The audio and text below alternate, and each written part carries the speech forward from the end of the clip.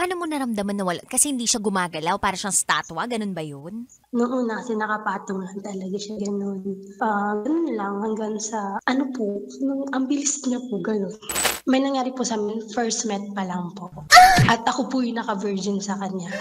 Dalawa po yung dating app na dinownload ko tapos parang nung una hindi ko nga po siya pinapansin, hinahayaan ko lang siya tapos natutuwa po ako sa kanya kasi parang ang transparent niya po. Parang alam mo yung sinasabi niya na wala talaga siya experience. Paano kayo nag-usap na parang, "Okey, gawin na natin 'to ngayong araw na 'to, turuan mo na ako." Wala po, parang nagpunta kami dun sa hotel tapos nung una cuddle-cuddle lang kasi sabi niya hindi nga daw siya marunong kahit mag-kiss po, hindi daw talaga siya marunong. Tapos natatawa lang po ako sa kanya kasi hindi nga siya marunong. Tapos hanggang sa siguro naka-ano si kuya, L na L na siya sa'kin kaya hanggang siya po yung nag-first move kaya kinagat ko na din po. Paano siya nag-first move? Eh, 'di ba wala nga siya masyadong alam? Cuddle tapos bumuka po siya, yung smack lang ganun. Hanggang dun na po nag-start hanggang sa naano ko talaga na wala talaga po siyang experience, gano'n. Paano mo naramdaman na wala kasi hindi siya gumagalaw, para siyang statwa, gano'n ba 'yun?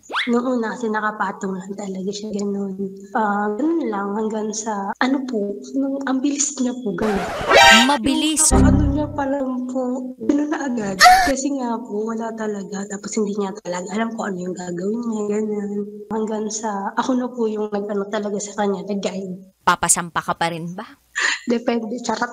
Wow! Enjoy na enjoy sa mga videos namin. Nako, Marami pa niyan dito, kabisyo. Kaya para mas feel good ka, I-like mo na ang video na 'to. At mag-subscribe na sa aming YouTube channel! Don't forget to click the notification bell Para lagi kang updated sa amin.